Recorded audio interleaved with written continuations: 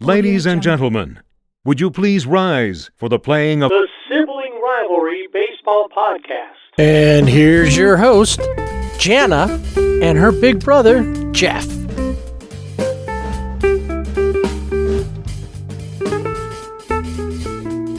Welcome to the Sibling Rivalry Baseball Podcast. The playoffs apparently continue on. Who knew? I thought it was over. I thought there were a couple things that would be completely, that's it, it's over with, no reason, pack up your stuff and go home. But apparently they continue on. We'll talk about all that and exactly what happened as we talk about, we will do a wrap on the division series, on the 4 series that we're going on there. And then we'll talk about the Dodgers and what happened there. And then we'll get you up to date on what's happening in the championship series that continues on today. We are releasing on Friday, so you're going to get both games on Friday. And then I don't think there's any more days off. Yeah, I think it's just straight. Oh no, there's one more day off, and that's in the American League series. Right. So we'll talk about all of that and more on this edition of the Sibling Rivalry Baseball Podcast.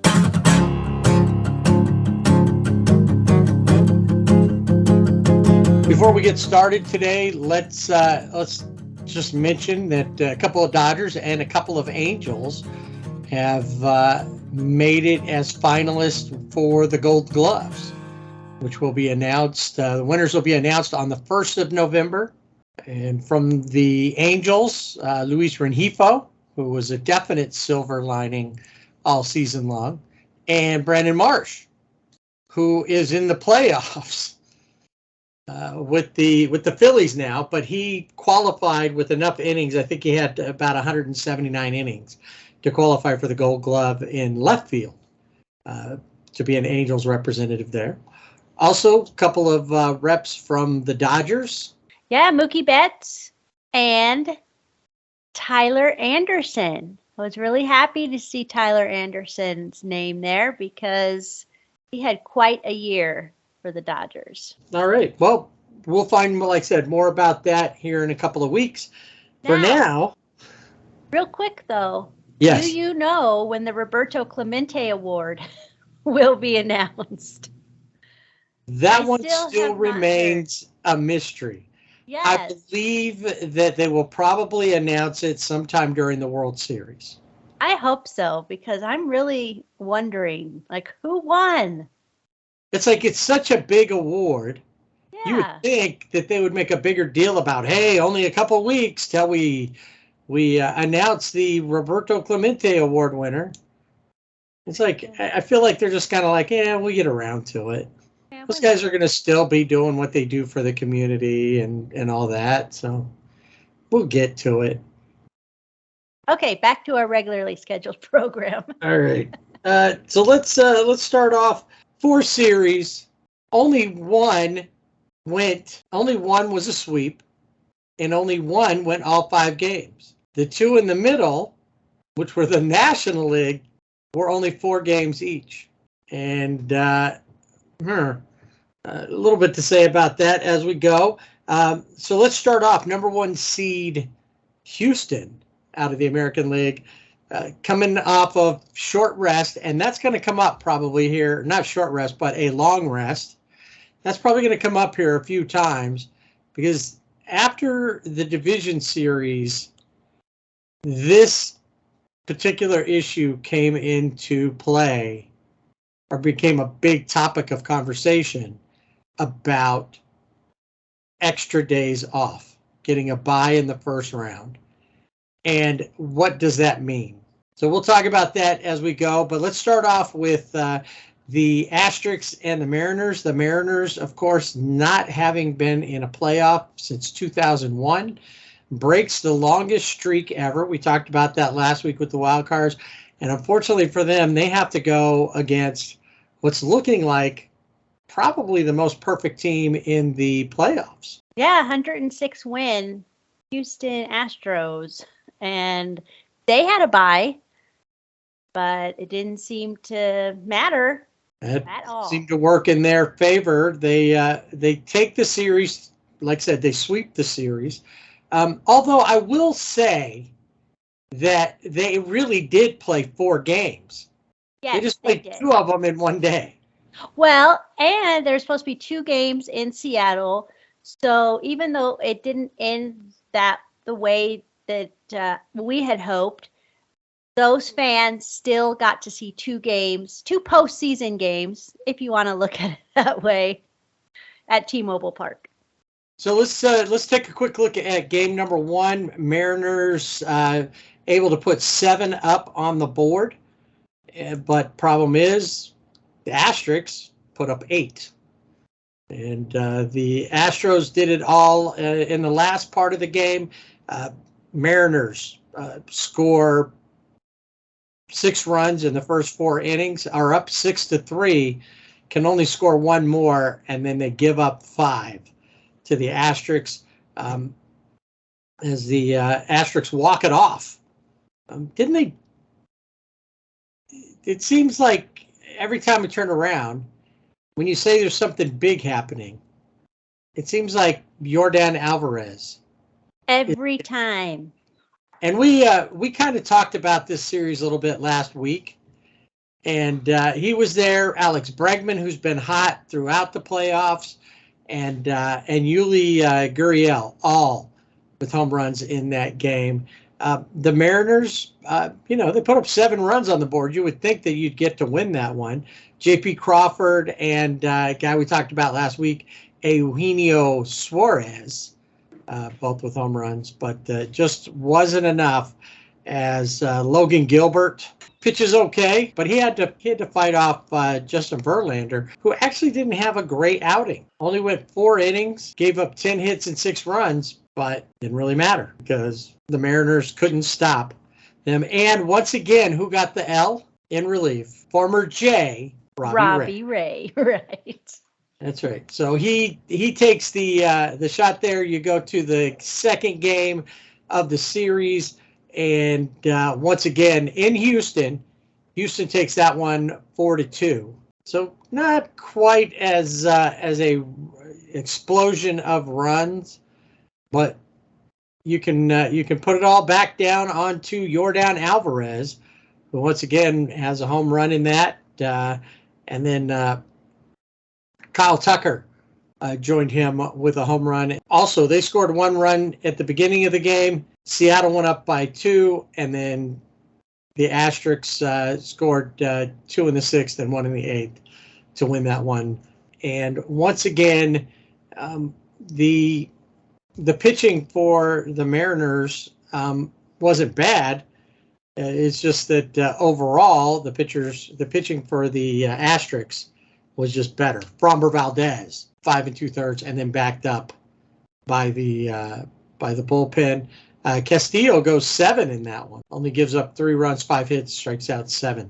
So not a bad deal. Question is, will he get a chance to pitch in the playoffs next year? Yeah, I mean, I would hope to see, maybe the Seattle Mariners, this is like lights their fire or something, but it's definitely not the way that they were hoping it would go out. But Yordan Alvarez, it's crazy. He's the only player in postseason history with multiple go-ahead home runs in the 6th inning or later with his team trailing in a postseason career, and his are in the last 2 games. Crazy. And like you said last week, every time that Yordan Alvarez comes up, people have to go with play the what-if game. He got traded, but the Dodgers had no idea what they had in him, potentially. Yeah. And who knows that he would have, had the same development. The Dodgers are good like that, but he would have had to play the field all the time, and they don't do that with him in Houston. So I don't know if that's what the reasoning for that is exactly. I've never really paid attention to that. Luis Garcia, he of the Rockabye, that whole, TikTok dance challenge thing he does in his windup. He gets the W as he closed out the game. Lance McCullers Jr. Started all off. And then a really great outing in this last game by George Kirby, rookie. throws 7 innings, only gives up 6 hits, strikes out 5, no runs scored on him. It would take until, what inning was that? The 18th inning? Yes. So they played a round of golf or 2 regulation baseball games as the Asterix in Seattle. You know, the other day we said in one game that they had with the Rays and the Guardians, struck out like 37 times. 41 strikeouts, but they played 18 innings.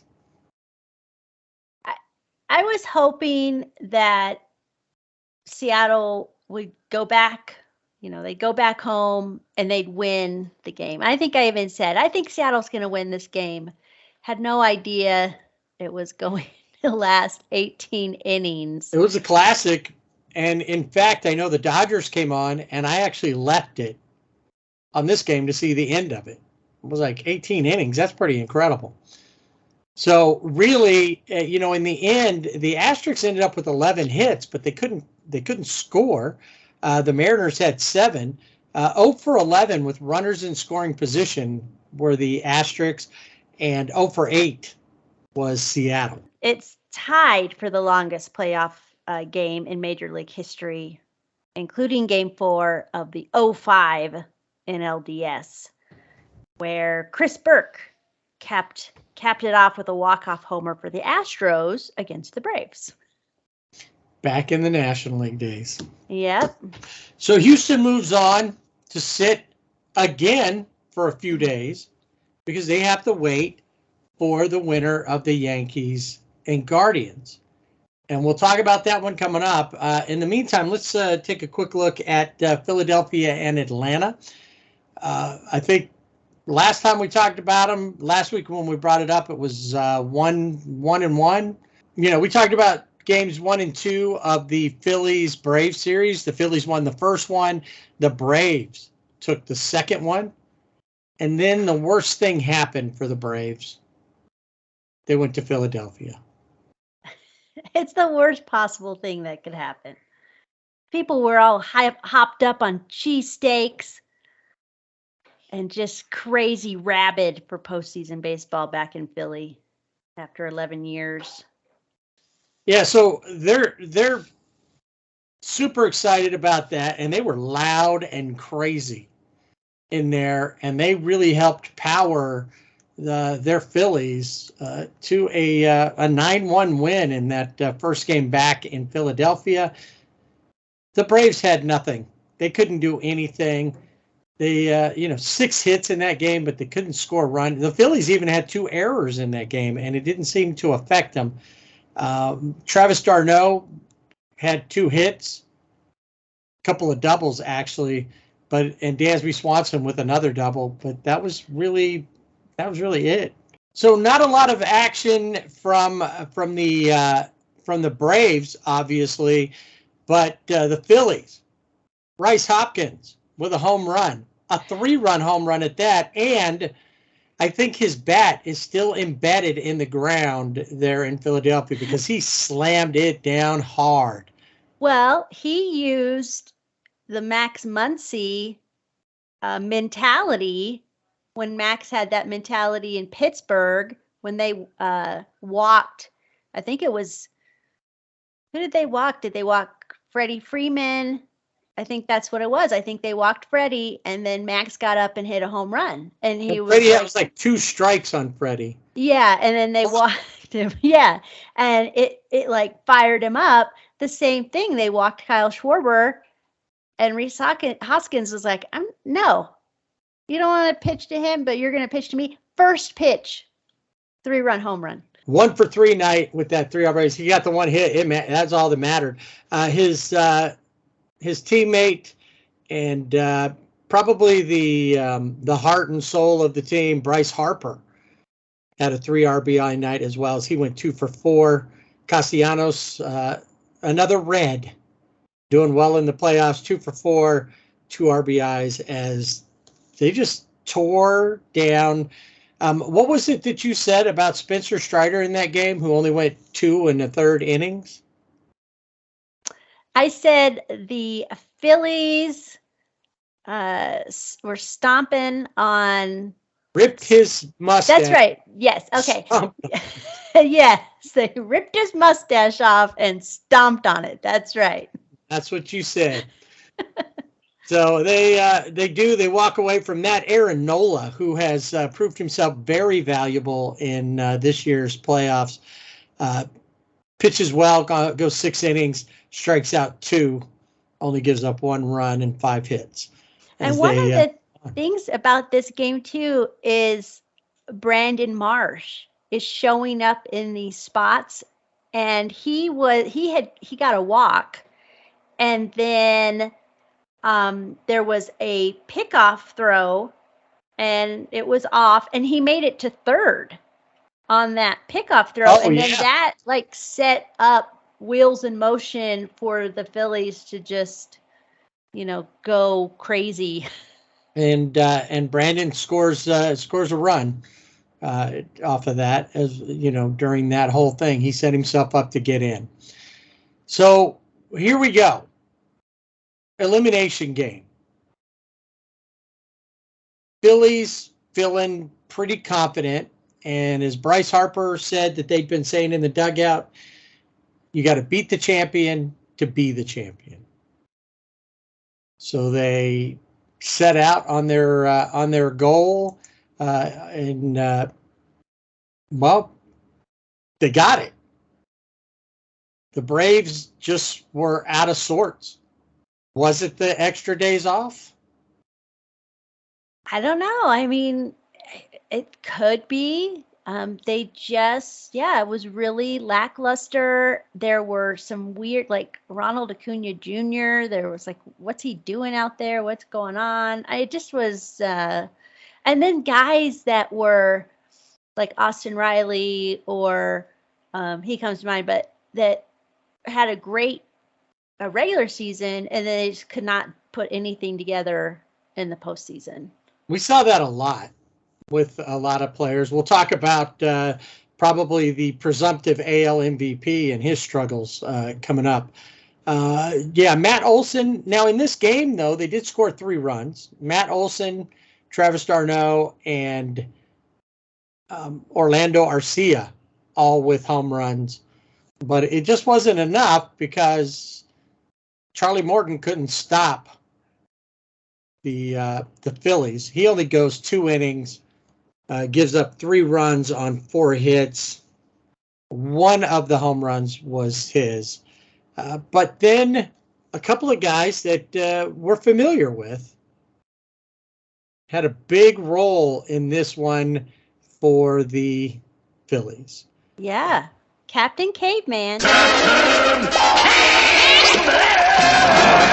And 4. Yep. And 3 innings from Syndergaard, gave up 1 hit and 1 run, struck out 3. He gave up 1 of the home runs. He gave up the home run to Orlando Arcia. And then, but from there on, it's not like that they didn't give up a couple more runs, because they did, but it wasn't that big of a deal because they scored 8 runs, 3 of those courtesy of Captain Caveman. With a 3-run homer. Goes 2 for 4. Also adds a double into that. And Bryce Harper and JT Realmuto grab home runs in that game also. But JT Realmuto's home run was inside the park. Yes. Yes, his was inside the park. That's crazy when you see a catcher running like he did. He was off to the races. So so the Phillies eliminate the Braves in 4 games, and they're moving on to the National League Championship Series, and we'll talk about that series in just a second. Let's stop in and get you caught up on the Yankees and Guardians. It's the only series to go 5 games, and it went the longest, and actually set up that the winner of the series, because of the weather delays that happened a couple of times in this series, didn't get a day off between the end of this series and the start of the championship series down in Houston. Now, the question is, will that come into play?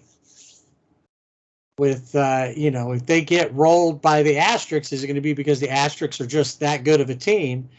Or will there be? Now, the true fans of the team are going to have that excuse. But we know that could have gone either way. And I know a lot of people are like, well, this is what happens with Manfred's stupid schedule. All right, yes, they could have moved the ALCS back a day to provide a travel day in there, but it's not MLB's fault about the weather. Yeah, they can't control that. And we talked about this last week about that possibility of weather in the Northeast, and yeah, it came true. All right, so with that, we talked about a couple of the games with the Guardians and the Yankees. Garrett Cole picked up the win in Game 1 with a 4-1 victory. The Guardians come back in Game 2 in Zinnings. They played 10. Emmanuel Clase comes in and gets the win as the Guardians win 4-2, and they head to Cleveland. And that is where things started to look like it may be bad for the Yankees. Game 3 was a close one on a Saturday night, and I think it was kind of cold from what I remember from watching it. And just when you thought that things were going to fall apart for them, one thing good happened in that game for the Yankees. Any ideas?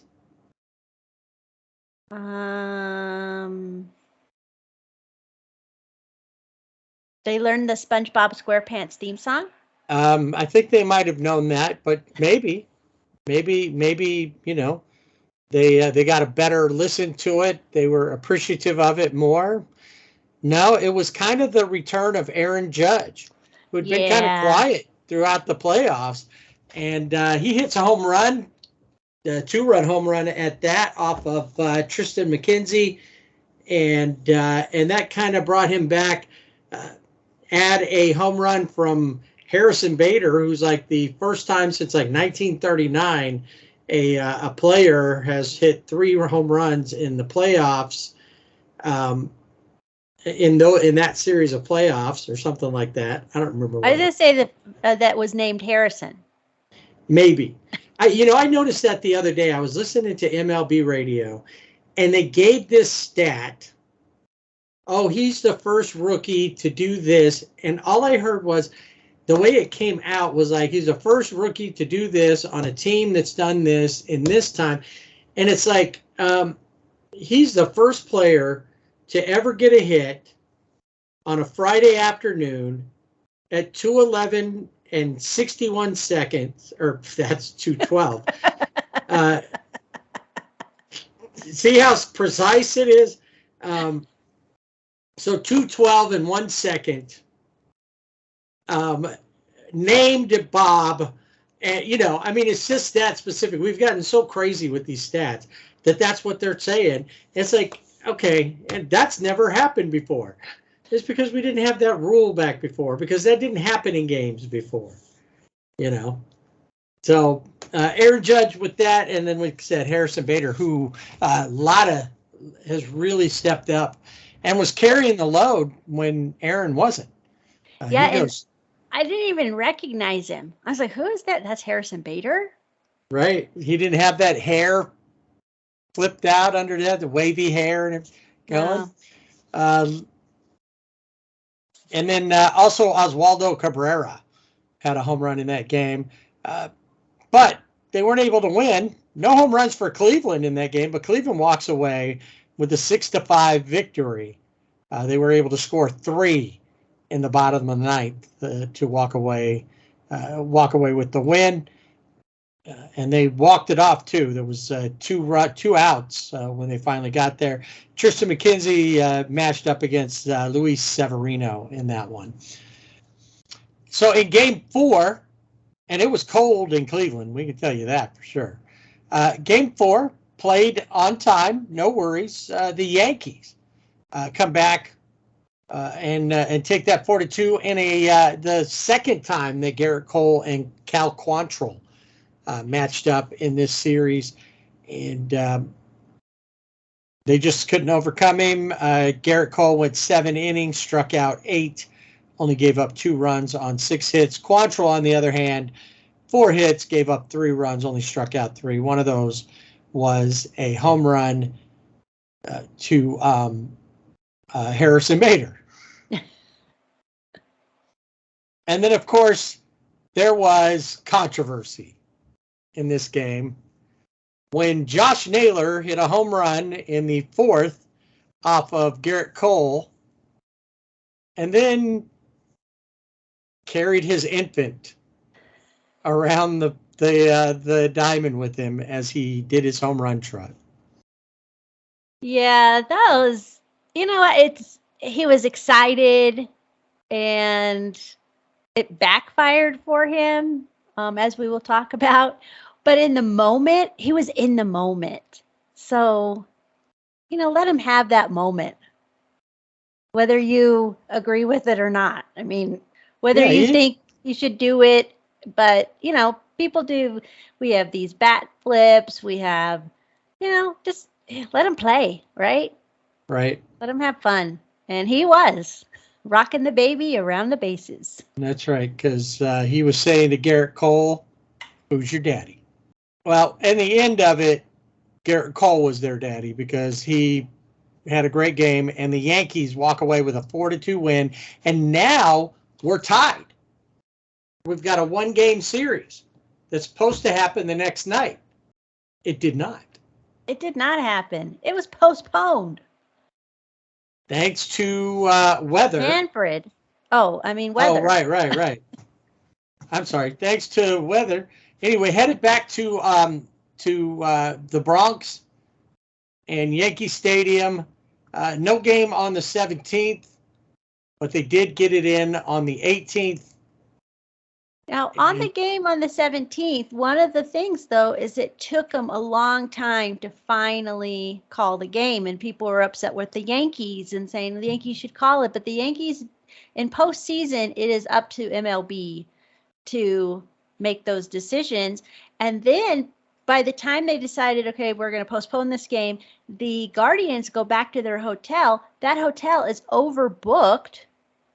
So some of the Guardians could stay in their rooms. Some had to go find another hotel because so they were all discombobulated. And is that a reason for the next game? It could have been. It could have been as the Yankees become the other top seed to move on. So far, let's recap. Houston moved on. They were the number 1 AL seed. Phillies move on. They were the number 6 NL seed. And now, with a 5-1 win over the Guardians, the Yankees move on. So the top 2 seeds in the American League seem to be okay with the time off. And honestly, I think for the Yankees, what helped them was that the weather. They got in, started playing, but the weather issues threw off both teams. Yeah, I think it helped them too. And also, I think when you have that postponement of the game, it also helps, your pitching and managers can look and see, who am I going to go with? And in this case, it was Nestor Cortez. Right. So Cortez, through 5 innings, only gave up 1 run. Aaron Savali, who hadn't pitched in a long time, like weeks, goes out there instead of them running Bieber back out again. And he lasted a whole third of an inning, faced 5 batters, and ends his postseason with an 81 ERA. Gave up 3 runs on 2 hits in that third of an inning and struck out 1. That was the one out that he was able to get, and they just could never get it back together again. Thanks to Aaron Judge and Giancarlo Stanton with home runs, 5 total runs, and like I said, they could only score 1. That's all that they could seem to get on the board for Cleveland. Jose Ramirez doing his best, drove in that run, scoring Austin Hedges with a sacrifice fly. So, and that was it. That one's over. And then the next night, the Yankees are in Houston to play. Now, the interesting thing is that the National League Series started on Game 1 of the National League Championship Series started on the same night that Game 5 of the Division Series was played. And once again, that caused issues. People were having problems with that. It's like, hey, things happen. We just keep on moving. And you know that if, like I said, if Houston beats the Yankees, there's going to be a lot of hollering in the Bronx about how this all worked out and that it wasn't fair, that because of weather, they couldn't have postponed it a day or whatever. Well, yeah, and because, if you think about this matchup is a rematch of the 2017 series. And we all know what happened in that series with the Asterix. And so this is revenge time for the Yankees. Right. And, can the Yankees avenge that loss to the cheaters at that point, the Cheatstros? Or will the Astros continue to prove that they just built a better team? I think that they've shown that they're more built for the postseason than just about any other team right now. Yeah, I would agree with that totally. And when I hear Dusty Baker being interviewed, I'm like, why can't you be our manager? That'd be so awesome. I really like Dusty Baker a lot. At first, when he got hired and, kind of, I think, to kind of right the ship with the whole culture there. But how can you not like Dusty? Just can't. And he was a champion with the Dodgers. Yeah. So speaking of the Dodgers, why don't we head on over and take a look at the NLDS Dodgers and Padres. It's time for Dodger baseball. Oh, where do we begin? Where do we begin?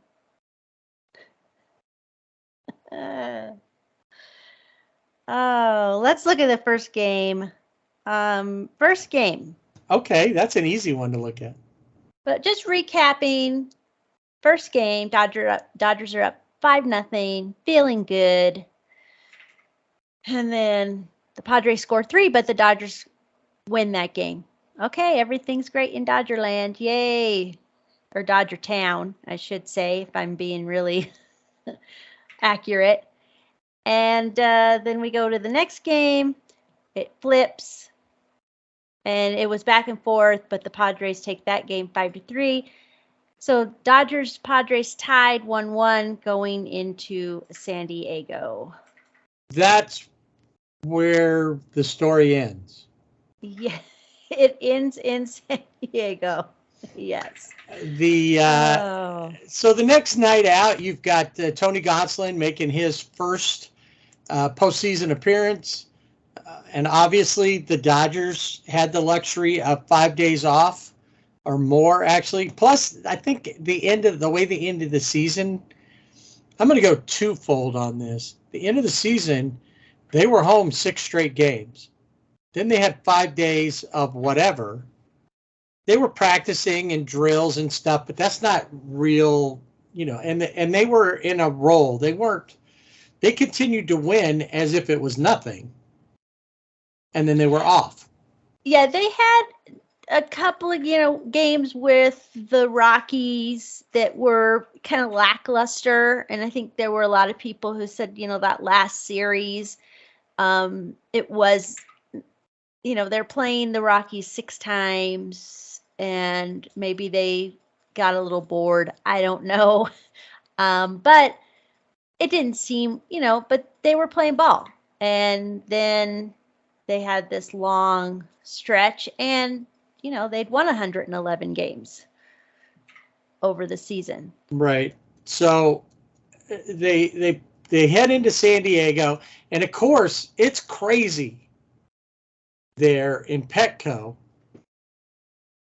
And Tony Gonsolin, the hope was that he would be able to go 3, maybe 4 innings, but 3 for sure.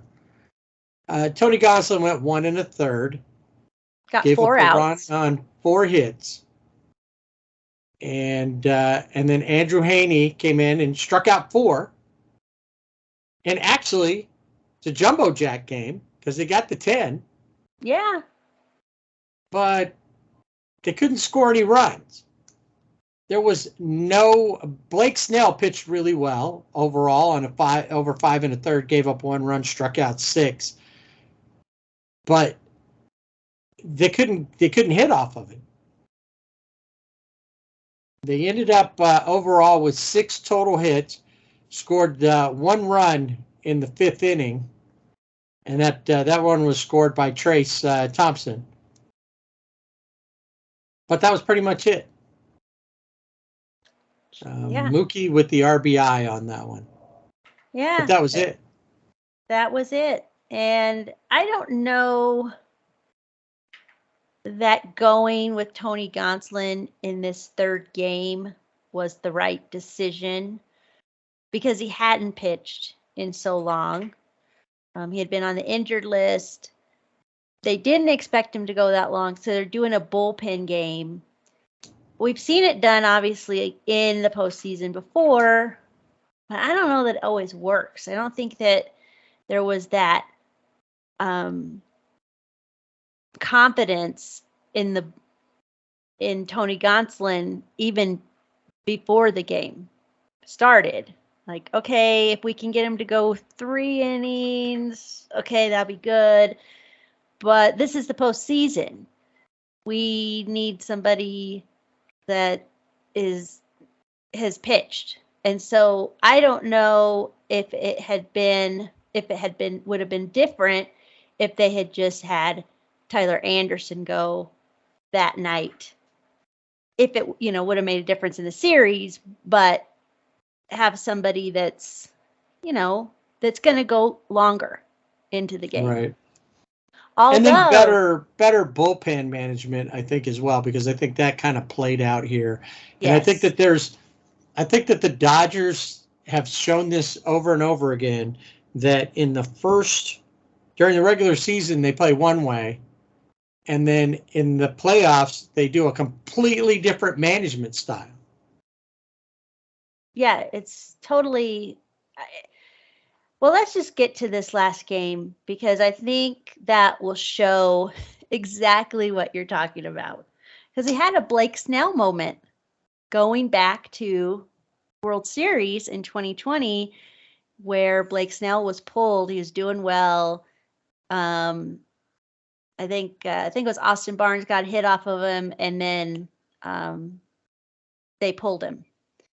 And Tyler Anderson goes in this game for the Dodgers, and he looked really good. He was on point.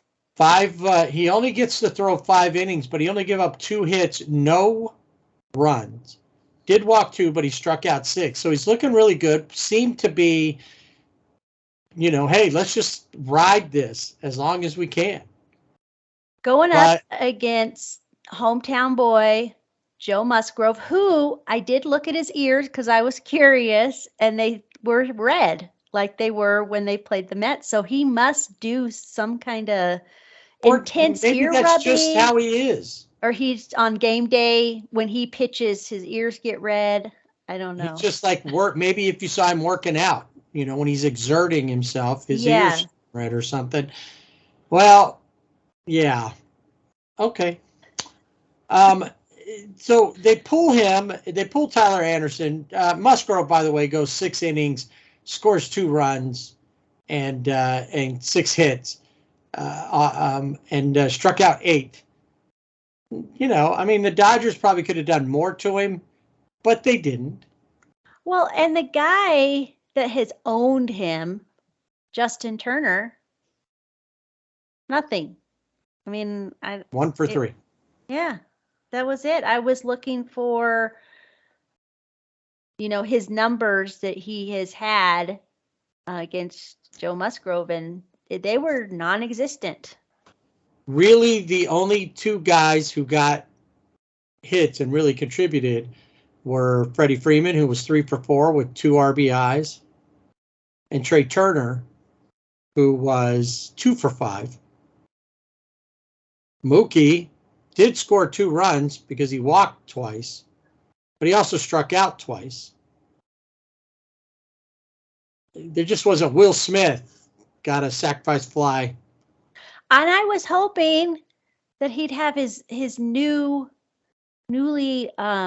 invested dad power, because earlier that morning his wife gave birth to their first child, a daughter, and I think it was something like 3:00 in the morning. So should he have could he have been a DH and let Austin Barnes play? Because Austin Barnes really didn't have a bad series.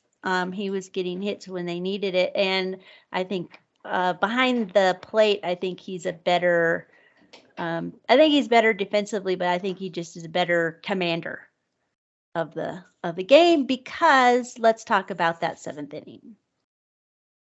Do we have to?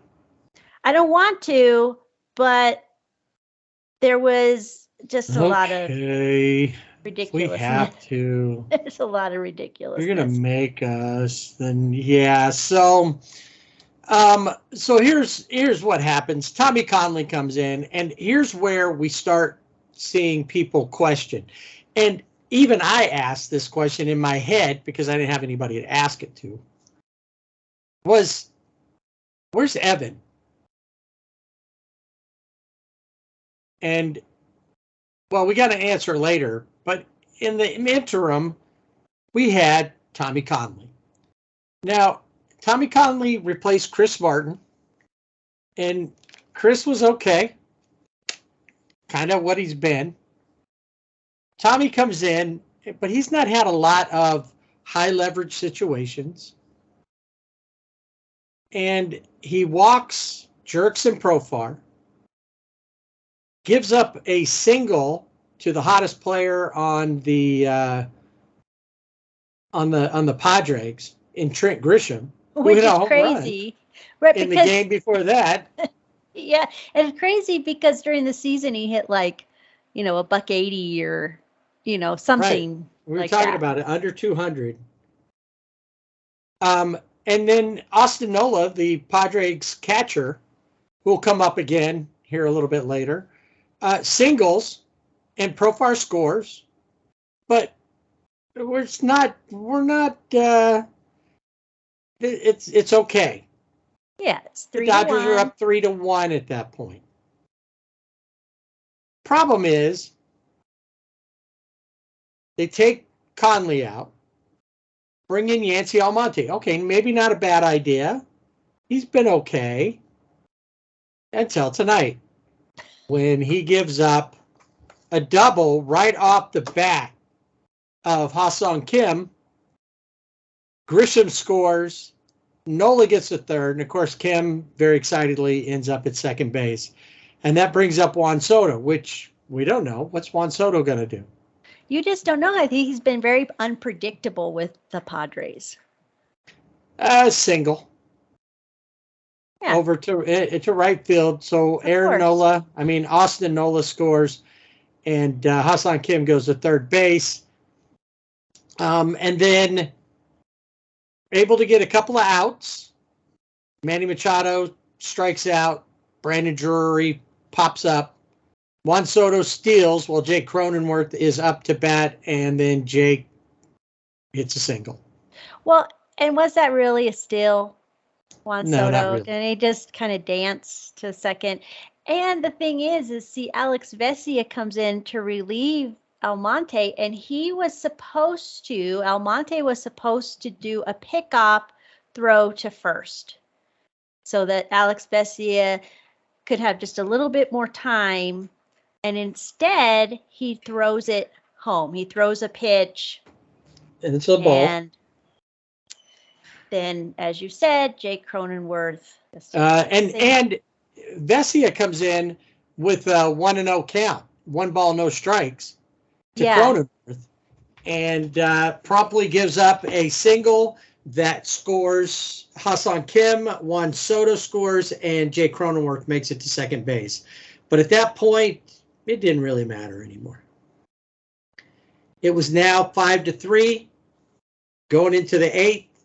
The Dodgers aren't really having a good offensive night. A couple of fly balls, a strikeout.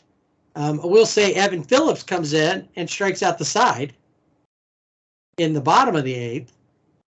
And then they return the favor in the top of the 9th for Josh Hader by striking out. Hader strikes out the side. All of them swinging at third pitches, Mookie, Trey, and Freddie, the 3 guys you would want up at that time. Yeah, it's like the Mount Rushmore of the Dodger lineup, and they all strike out.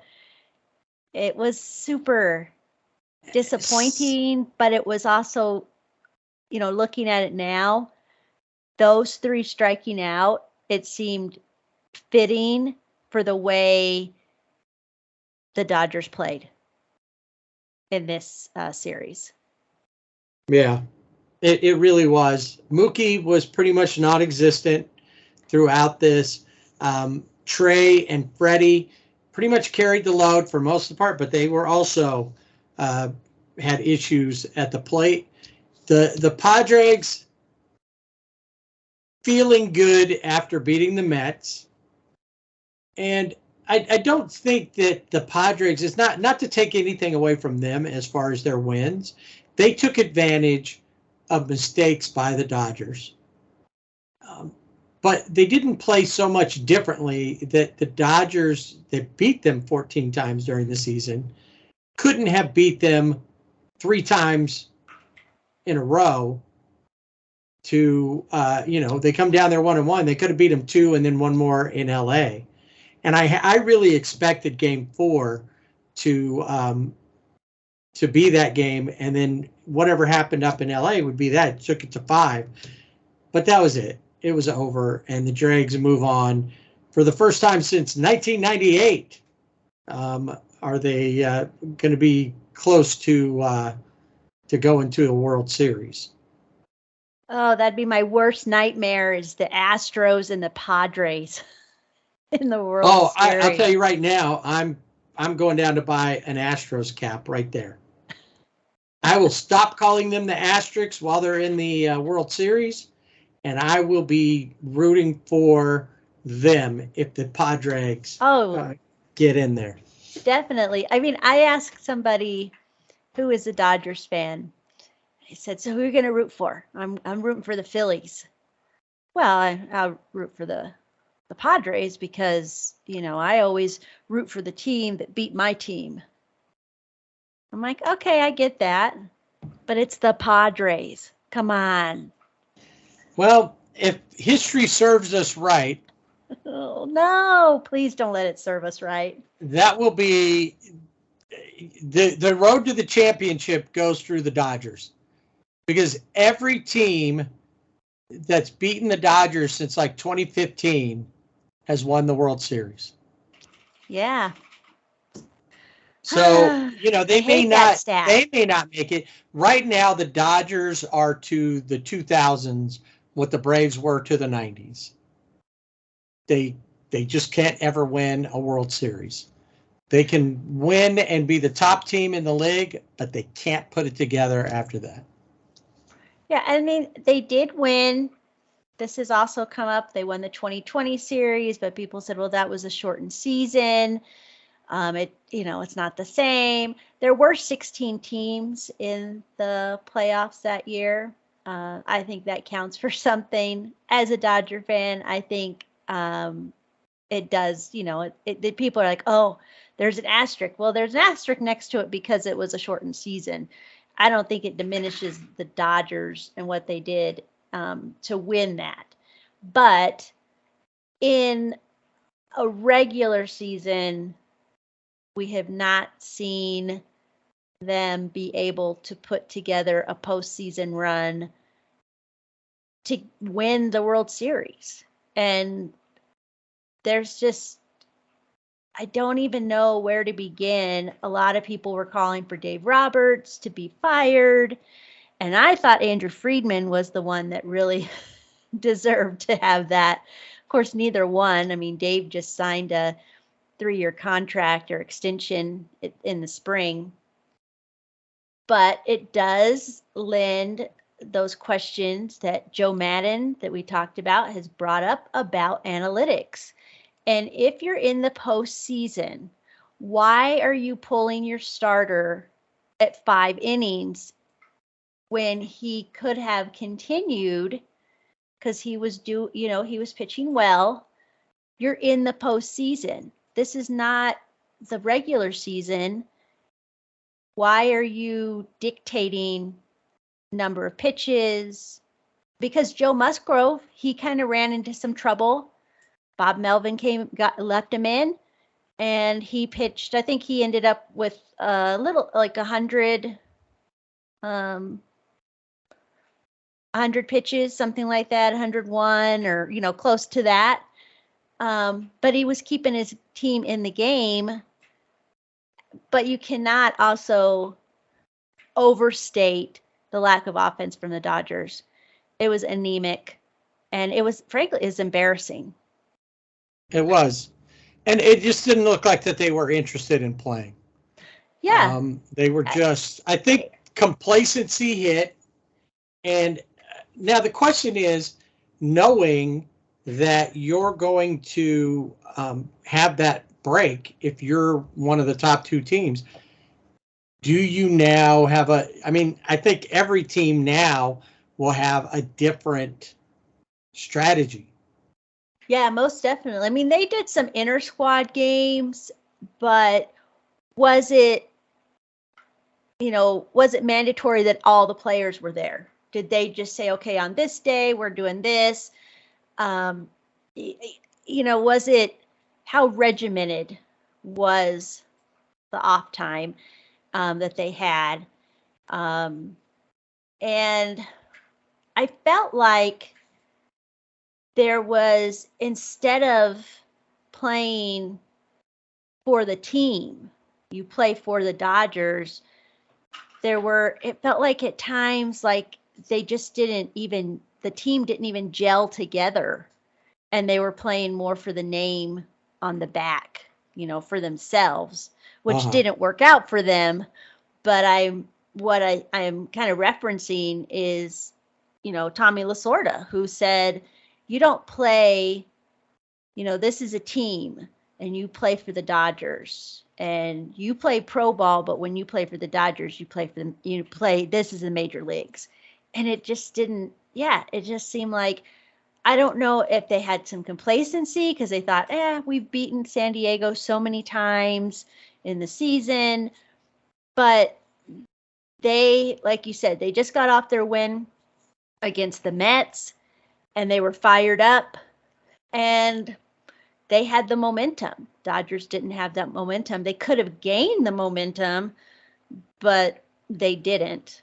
And there was also, just to mention, we're talking about weather, there was a rain delay in San Diego. Yeah, it was weird. We did have some rain, and had they played on that Game 5, there would have probably been some rain issues because we had rain up here when they should have played Game 5. So it was odd across the board as far as all that goes. It's odd that you bring that up too, that about playing for the name on the back versus the name on the front, is that was brought up before by Dave Roberts earlier in the season. And it's, you got to wonder at some point. I saw a couple times where people said, well, Trey Turner didn't do a lot to improve his stock. this time, and he had some errors. Oh yeah. He wasn't solid like he normally is. Yeah, and they were like glaring. I think one of the ones that was why he went out to get which would have been a pop-up, why he didn't let Chris Taylor get that, because he ran out there and then dropped the ball. Right. So there's a lot of that. The guys who were there, Mookie should have been doing more, didn't. He's there. He's not playing for next season in regards to for a contract. Freddie, not playing for a contract. There's a couple others. Gavin Lux is, he's still, in his first, few years. He's not even arbitration eligible yet, I don't think. But you got guys, and there's another question. Why would you go so far away from what you did every day? Cody Bellinger didn't hit most of the season. He was still out there almost every day. Why did you change it that much? It didn't help. Continue to do the things that worked for you. The same guys in there. Max Muncy didn't hit that well, but he had a pretty good postseason overall. Well, and that last game, Cody Bellinger didn't play. He did not play, and he was upset about it. You could see him in the dugout, had a hoodie on, and was not happy. And there was a play in, you don't know, because you just don't know these things. But that hit where Trace Thompson, he couldn't get in his glove. I mean, he did probably save, maybe some more damage happening, but it bounced and and he got it in the glove, so it didn't go all the way to the back. But if Cody Bellinger, who is, far superior defensively, would that have been a non-starter? He would have gotten that ball, and it would have been, I don't know the count at the time, but it would have been an out. And yeah, Cody hasn't been hitting, but he's had his moments. And could he have had a moment in this game?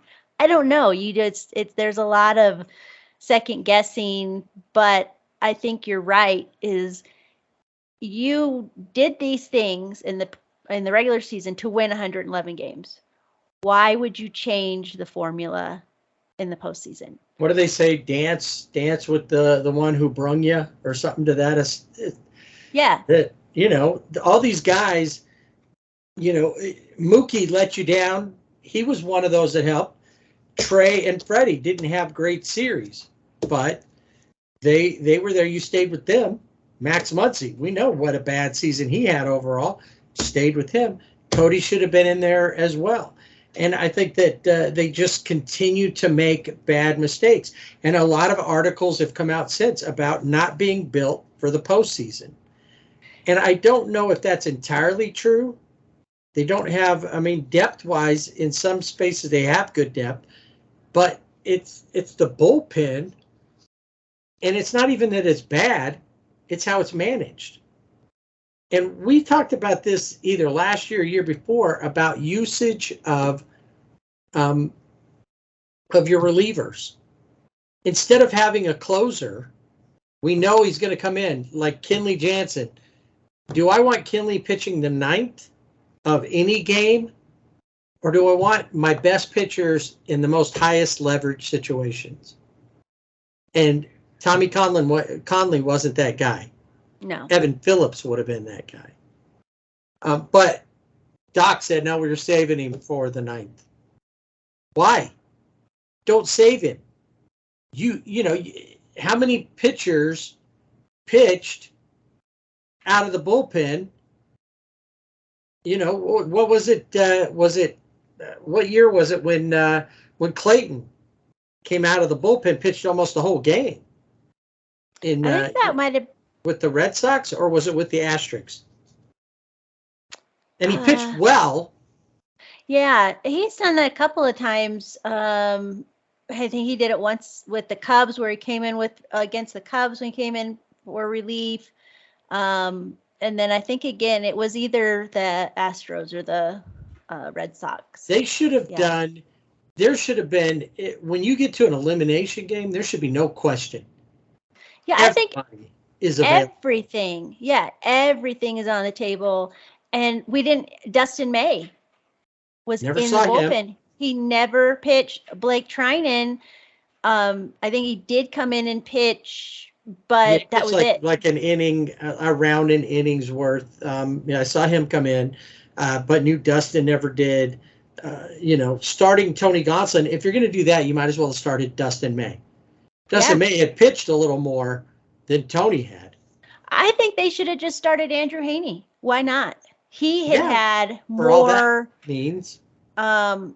He had been on the IL, but by that point he'd been off. He had pitched since he Mr. had pitched, Jumbo Jack. right? Yeah, and there was just, to me, it was just a lot of with the pitching in the bullpen. It just was, again, I keep going back. Tyler Anderson. Why is he only pitching 5 innings?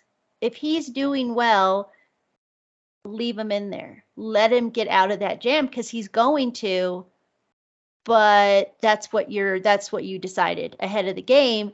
But in postseason, and really any game, but postseason, the intensity of it,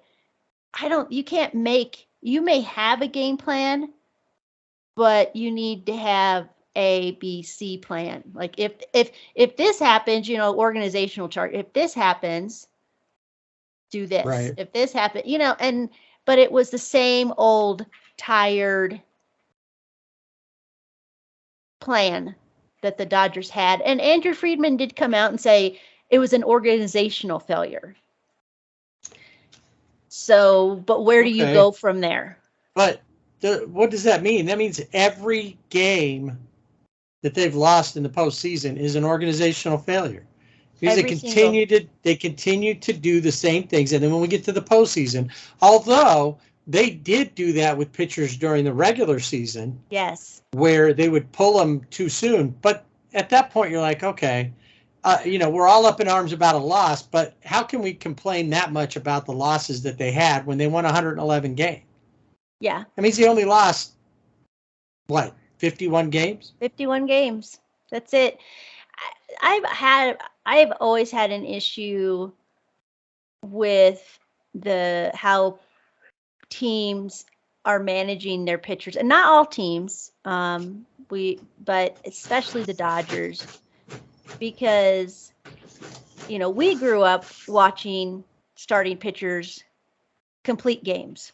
They had 20 complete games, and now you don't see that, because it's a constant, we gotta, after this, the third time around the order, you gotta pull them. And that's what happened with Tyler Anderson. Well, we don't want them to see him the third time. Okay, but they saw him the first and second time, and then he struck him out, or he got him to ground out, whatever. Why is that going to change the third time? Or it's just probability at that point. They're not going to. It doesn't make any sense, because on the third time around, normally it's like, oh, they figured you out. They figured him out. But on the but the way that batters bat now, they're still going to go after those same pitches, because they're trying to hit long fly balls. Well, they're not trying to hit whatever they can hit. I think the greatest hit in all of that was Trey Turner's bunt down the first base line. He got on because it just threw everybody off and advanced the runners. And it was like, that's what we needed. That's what was needed. Yeah. They couldn't do anything with it, but that was what they needed to do. Yeah, I think especially now, it's like everybody wants to see the long ball, and home runs are exciting. But when you are, when you need to win a game, you're going to win a game however you can win it. And it's, laying down those bunts, getting that lousy single, whatever it is. And going back to the Philly series, base running skills. Brandon Marsh was paying attention and he just took off. I don't think he got a signal from the third base coach, but he ended up on third and it worked out. But you have to be smart like that. And I just felt like the Dodgers were not. They were not smart at all. And they really gave the impression that it wasn't a big deal. I know it was, obviously they want to win, but do they? I didn't see that. I don't see that either, but I mean, I saw that in I would maybe hope a couple that's of ways, the mentality. I don't think they cared. Just casually observing, I don't think they cared. And in that last game, I had been going back and forth because there was, other games, checked the other game out, and then USC was playing football, so I checked them out real quick. I came back, they had scored 2 runs. I said, okay, I'm not coming back unless I see that they're losing or I see it's tied or whatever, because I thought, hey, they scored those when I was away. I'm going to maintain here. And they scored another run, but then they couldn't do anything else. They couldn't hold that. And honestly, when we move on here to kind of look at the first couple games of the championship series, we'll see something similar that happened in game 5 or 4, of the NLDS. Now, one thing that has been brought up is this was a 5-game series, and a lot of talk has been made that if you're giving time off and you have those buys, that it should be a 7-game series instead of the 5. And I think there's some validity to that, because you do have these teams. Philadelphia is a good example. The Padres are a good example of teams that are coming off of these wins, and they are fired up, and they're in their groove. They are in their groove, and then you got these other teams, the Braves, the Dodgers, that are just non-existent. And so is it the time off? Do they need? Should they even have a bye? Well, if you added 2 more teams, you could eliminate the whole bye thing. True. And I don't know that having the bye is a bad thing. I think it's how you manage that is where the issue comes in. Yeah, I think so too, because I don't know what the Dodgers did. I know they had, as you mentioned, they had some inter-squad games. They had, batting practice. They had fielding drills, things like that. But did everybody have to show up? Was it, half the squad here and that? Obviously not when they're playing the games. But what was going on?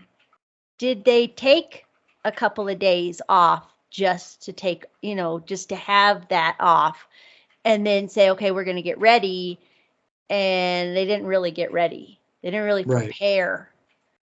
Because taking a day off or 2 off after that run of 162 games, regardless of how many you won, and taking a day or 2 off and letting everybody kind of just clear their head and then come back together and get on it, that would have been fine. But what did happen? Like you said, we don't know. I know that the team went to dinner, on the night that the Padres beat the Mets. And so I know that much. And I know, I think Trey Turner went to a concert because I saw that on Instagram. So, it was. Okay, but how did that help them? Going to dinner didn't help them Yeah, win. going to dinner as a club did not help them win. I think there's a lot of questions that the Dodgers have to answer obvious for themselves, because I think there were a lot of missteps with, why Joey Gallo was on the roster. He never played. And Chris Taylor looked awful. It was like not even the same Chris Taylor that we have always seen in the past in postseason. Miguel Vargas was on the roster, never played. And it's like, why? Why are you putting them there? And then Craig Kimbrell, of course, was left off the DS, and we know why, but who knows, if he... Right. And with that, you got to look at it too. He's a veteran. He's been in these types of situations. Exactly. Is yes. this somebody that you want to put into play here? Yeah, and see, he didn't have to be the closer. He could have come in like in those high leverage situations, as you just said, because he has that experience. He has postseason experience. Dodgers saw him against, was it Boston, right? See with Boston? Yeah. Yeah. So they know it's there, but yeah, there's just a lot of odd choices. I think the trade deadline, I think the Dodgers could have definitely done a lot more than they did. It was nice. I think Chris Martin was a really good pickup, but that's it. I don't, Joey Gallo, okay. And then we don't know what's going to happen next season. Is Cody Bellinger going to be a Dodger? Justin Turner, is he going to be coming back? Where's Trey Turner going to end up? There's a lot of questions that the Dodgers need to take care of, to need to answer. And definitely they got to figure out what is going on that they cannot win in the postseason. Well, let's take a look at this. Other than 2020, which we know was a different year, different setup, not to take anything away from the Dodgers, but it was just different. Andrew Friedman has never won a World Series title other than that one. So all the stuff that he did in Tampa Bay never got him a title. It all looks good, but is he at a point where he just can't get it over the hump?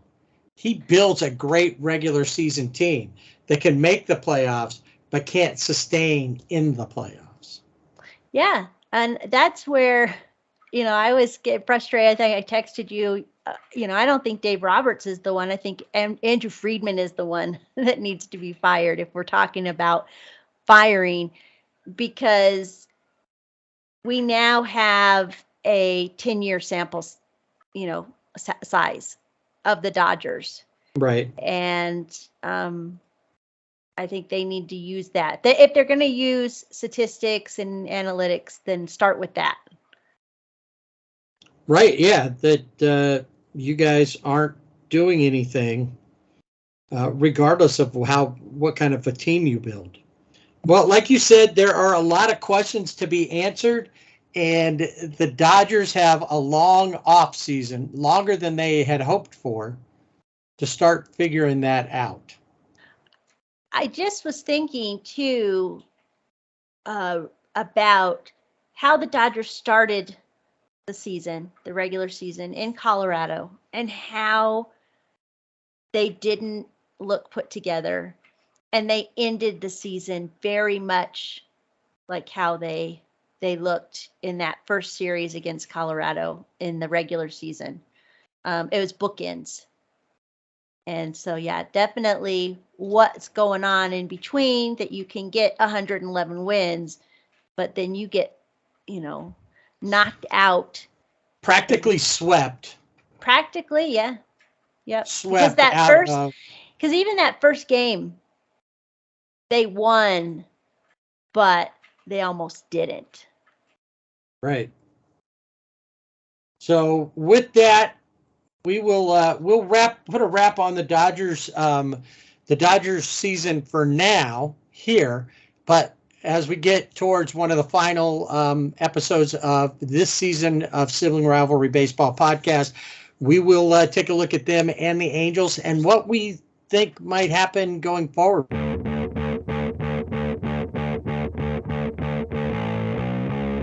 Where we're at with the championship series, as we have number 1 and 2 playing each other in the American League, and number 4 and 6 or 5 and 6. It's 5 and 6 playing in the National League Series. So as of today, we're 2 games in both series. The National League Series fires up again today in Philadelphia, and the American League Series finished up and will head to New York after 2 in Houston. So let's take a look first, because the Phillies and the Dregs started off.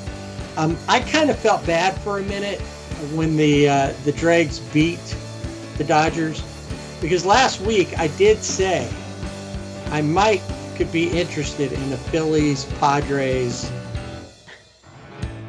And I thought, man, did I jinx it there? But no. If I had, it would have been everything they kept trying and everything just kept falling the other way. The Dodgers just weren't even there playing, so I don't take responsibility for that. But I did get that, and so far it has not disappointed. Game 1, Phillies walk away with a 2-0 victory. Zach Wheeler and Yu Darvish on the mound for the 2 teams. And Zach Wheeler looking just as good as he did the last time out. He goes 7 innings, only gives up 1 hit. Just allowed 2 base runners total with a walk.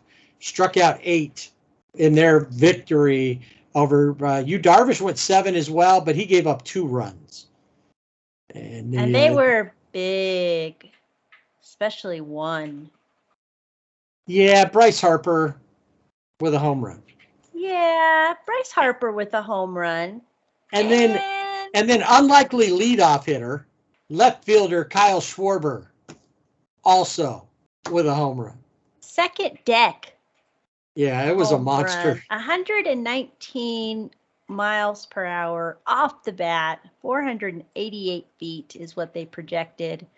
That's just crazy. It's like it should be embedded somewhere in the Western Metal Building or whatever. Yeah. It should just be stuck in the wall there, that brick wall. Will Myers only hit for the Dregs in that one, as the bullpen came in and didn't give up a hit either. So a 1-hitter overall. And the Phillies, like I said, walk away with a 2-0 victory. Game 2, however, a little different story. And it's not because the Phillies didn't get out there. They scored 4 runs in the second inning. Rice Hoskins again with another home run, goes 1 for 4. And then that's the only home run there, a double, but they're able to put 5 up over the 9 innings. Problem is that the Padres had another explosive 5-run inning. And it was crazy. It was wild. 39 minutes it took for that 5th inning. 11 men come to the plate. They turned a 2-run deficit into a 3-run lead, and they just had hit after hit after hit. I mean, it was like the hit parade. Yep. And one other thing that happened in that game is that, and really, what really kind of got things started off was brother versus brother. Aaron Nola on the mound again, who's pitched well overall, facing his brother Austin, and with Ha-Seong Kim on base, he hits a single and Kim scores. Jerks and Profar singles, and then Juan Soto, who seems to be warming up a little bit, doubles. Nola and Profar, or Nola scores, Profar gets to third base. And then, as it happened the last time, Manny Machado struck out. Yeah. And, that's a good point that you brought up about, we're talking about seeing batters going through the lineup. They're looking for their pitches to hit. And Manny Machado is a really good example of that.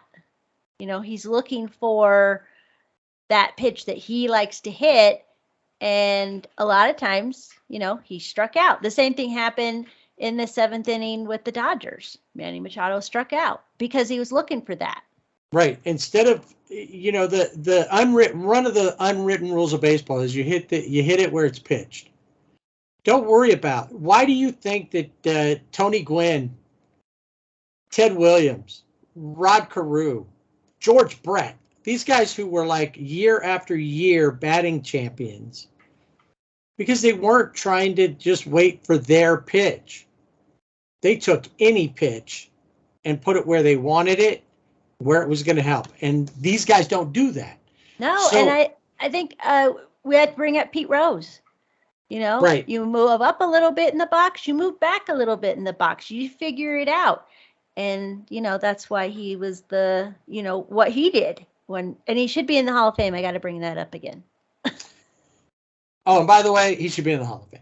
Yes. But the point is, he's, and that's the thing. They adjusted.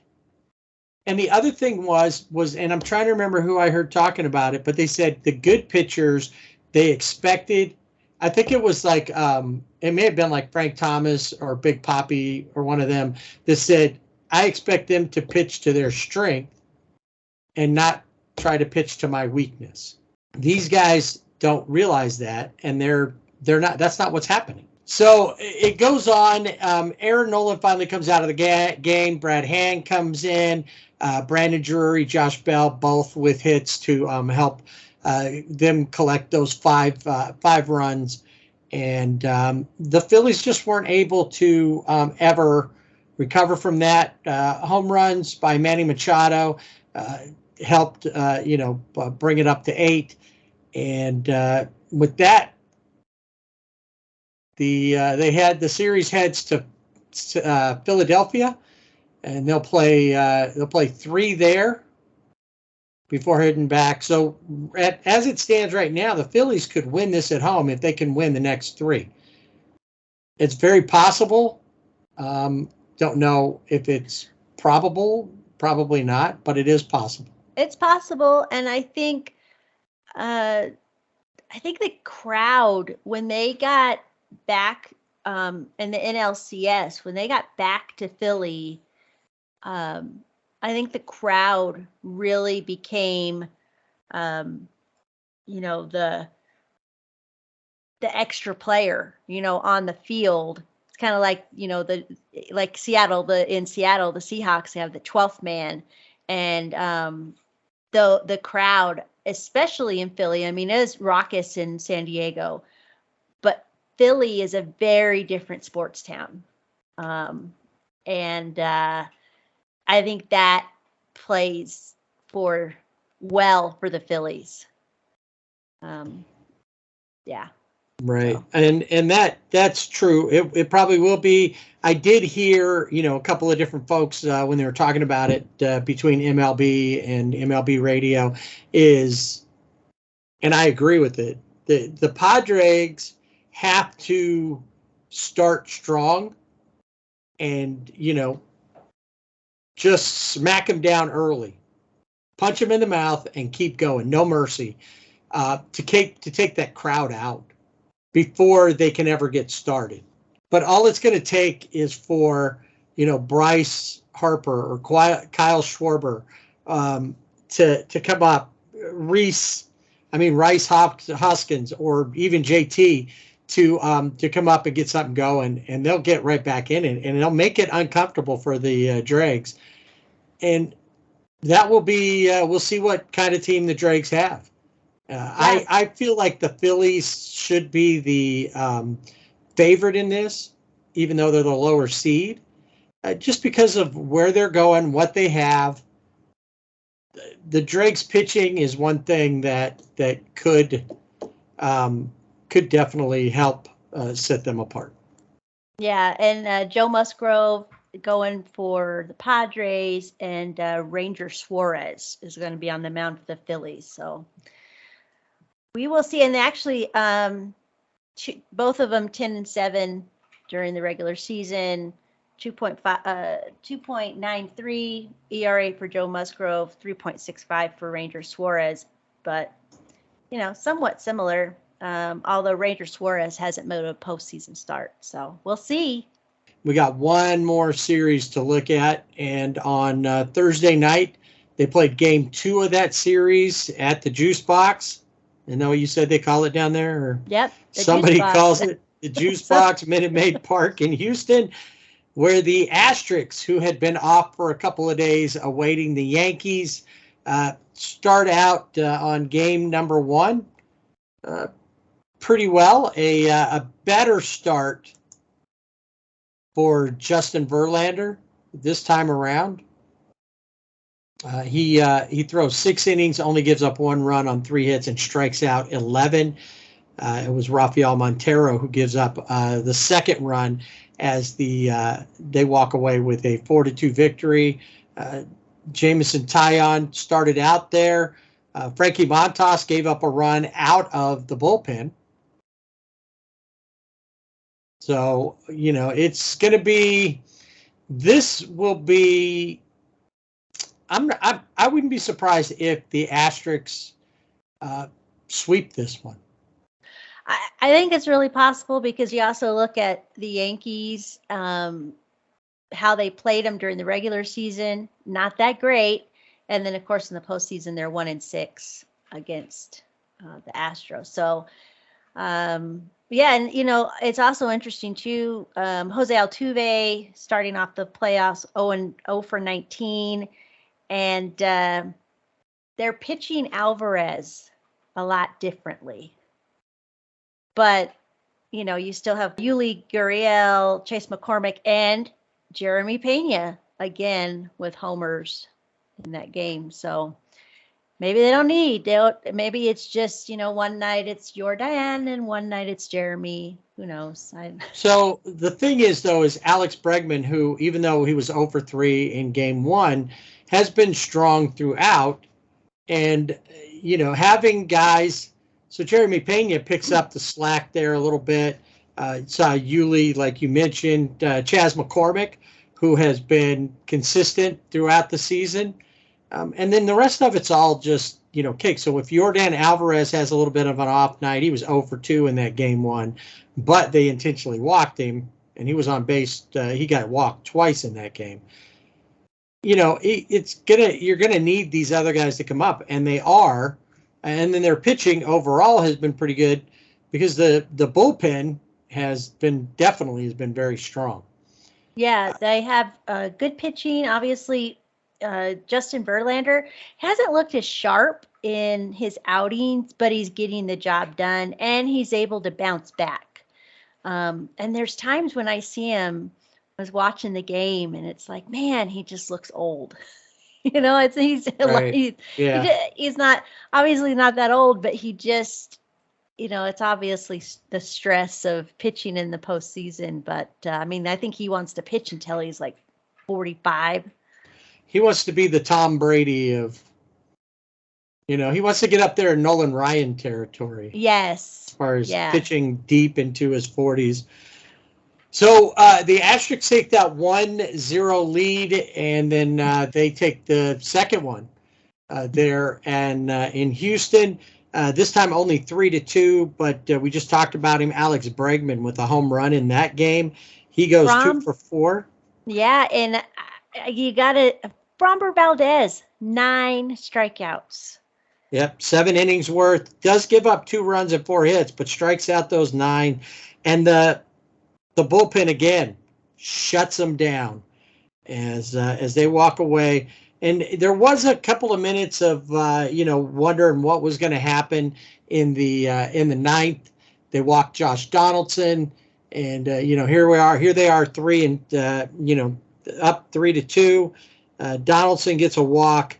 And it's like, okay, what's going to happen? A 2-out walk at that, and they're able to hold on and head back to the Yankees with a 2-0 lead. Of course, the question is going to be, like we talked about, what is it why didn't the Yankees do better? Well, the Yankees did better than either the Braves or the Dodgers when it comes to being, the long layoff. They had to play a long series with Cleveland, all 5 games, plus spread out because of a couple of weather-related incidents. And I remember listening to or watching when I was watching the Seattle Houston game, that they said Houston wants to get it over with now because they believe the Yankees and the Guardians are going to kind of beat each other up. And it kind of felt that way. The Guardians did not go quietly into that good night.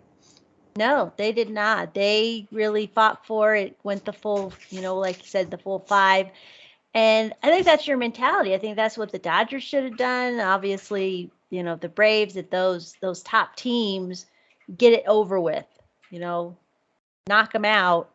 And they didn't do it. And right now, even though I hate to say it, the Astros, even though, the Dodgers won 111 games, Astros won 106, I think, if you had to choose, looking at the regular season going into the postseason, the Astros are cut above. Yeah, the Asterisks definitely look like they are the best team in baseball right now. So we will keep you posted. Next week, we'll put a wrap on however the championship series play out, and then we'll see where we're at in regards to the World Series. Right now, it seems like we both figure Houston will probably win, but I know that you're right now a Phillies fan. Yeah, and I do have connection with Philadelphia. About almost 9 years, lived about 45 minutes away from Philly. Spent a lot of time in Philly, crossing the bridge, the Betsy Ross, to get into town. So I feel that connection, and I go Phillies, go. I always kind of like the Phillies during different times, unless of course they were playing the Dodgers, which they did a few times for the National League Championship. But it was a team, a hard team to not. Pete Rose ends up as a Philly, Mike Schmidt, Greg Lazinski. I was just talking about Tug McGraw with somebody the other day who was in their bullpen. There was a lot. Bob Boone was their catcher, who actually went on to be a Angels catcher, and of course, one of his sons is managing right now in the ALCS in Aaron Boone. So, and who can forget the names of like John Kruk, Lenny Dykstra, Yeah, Lenny Dykstra. Up until he got whatever happened with him in his businesses, he had the Lenny Dykstra car washes. He did, but it was fun to watch. You could go get a home run. That was one of the car washes, single, which was the basic, and anyway. Yeah, but I'm talking about like the 80s, 70s, right, and 80s. Yeah, well, I was there in the early, in the mid 90s, and so that was, the guys we watched. And I actually went and saw a few times, but Veteran Stadium, Yankees, Phillies was one that I really remember because that was a big deal. Wow, at the Vet. At the Vet. Did you ever make it to the new ballpark? No, have not. I've been. We were there, but we were there for a concert at the Spectrum. The Spectrum, home of the 76ers. Do you think that it is good or bad for baseball that 2 of the top seeds are eliminated already? Not because you're a fan of one of them, but what do you think? Yeah, I think everything is about money. Why do you think we have more teams in? And people, we obviously have talked about the Braves fans and how they are across the country. Big market teams, the Dodgers are in that. And people pay attention to that. They see those headlines. That's what they're looking for. It's just a soundbite or the name. And now you're looking at other than the Yankees, if they're able, when they get home, whatever they're going to do, if they're able to beat the Asterix, I think it is bad for baseball from a financial standpoint, because who's watching other than baseball fans, but even Dodger fans, there's a lot of them. I'm not watching the Padres. I don't care. I'm not going to root for the Phillies. I'm not going to root for another team because my team lost. I'm done. And Right. that's other fan bases too. Once your team's out, you're done. Right. But I do think that it is, when you've got the top 2 seeds and they were out quick. That was the thing that I thought about too, was that, and what just made me want to ask you that question is I said, hey, that's where the 76ers play. Basketball just started. We're just a couple of days into the regular season. And unfortunately for LA fans, nobody's playing great. The Dodgers are already out of the playoffs. The Rams are not looking like Super Bowl champions. And the Lakers season is already over, and they've only played like 2 games. Although I think that they just played the Clippers. And so while the Clippers have been overall the better team, if they beat them, people in LA will be like, see, we're still the best team in LA. Well, and the Kings too. Do you mention the Kings? The NHL has started, right. and I don't talked think about the them Kings yet. have not. Yeah. So LA seems to be on a downswing. I mean, now they're just at the beginning of their seasons. NFL, they're a little farther along. Could something change? Maybe. But the thing is there's now, and college football. Right. There are so many other options. I think it's cool that you've got 2 fan bases that haven't been in or around the playoffs in a long time, to see that they're in the Dregs and the Phillies, because the Yankees and the Asterix have both been there. I mean, the Asterix have been there 6-7 years in a row. Yeah. They're always right there right now. They are to the American League what the Dodgers are to the National League, as far as just being consistently in there. So, yeah, I kind of felt that too.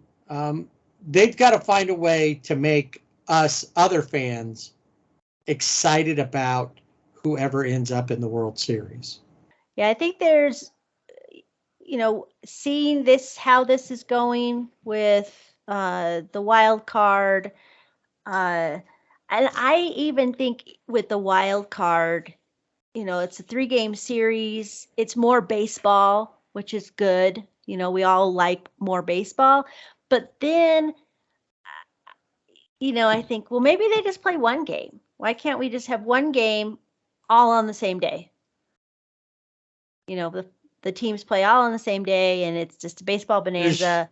You said it already. I know. Money. But if they went to a 7-game series, that would allow the teams that had a little more time off to get back in and find a groove again that they didn't. Does it change anything? Maybe, maybe not. Do the Dodgers find a way to beat the Padres over that time frame? Probably. Will they do it is a different story. Same thing with the Braves. Problem is your big guns weren't there on either of those teams. They didn't transfer what they were doing in the regular season to the postseason.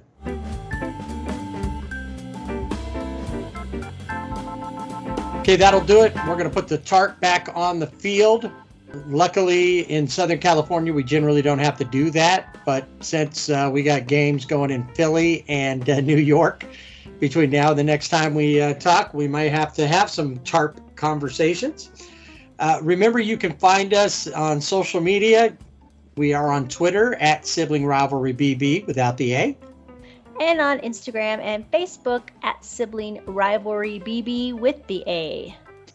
Online, find us at our website, SiblingRivalryBB.com. Check out our Fanatics link and get, if you're a fan of any of these teams that are currently in the postseason, you grab yourself some gear from them, or get yourself ready for next season, or whatever you like. They've got it all right there at Fanatics. And then we might have a new giveaway, or kind of like a recycling of another giveaway that we didn't happen Kind previously. of like a re-gifting. Well, we never gave it to anybody. We in the never first gifted place. it. That's true. Right. So we can't. So we non-gifting.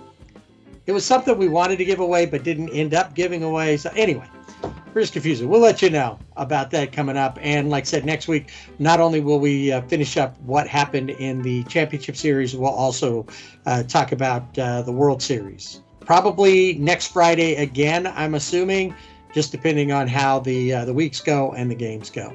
But we'll let you know. Just check us out on our social media, like we just told you about. So until next week, have a great one. Enjoy playoff baseball. It is the best baseball, even if the Dodgers aren't in it. And don't forget to swing away.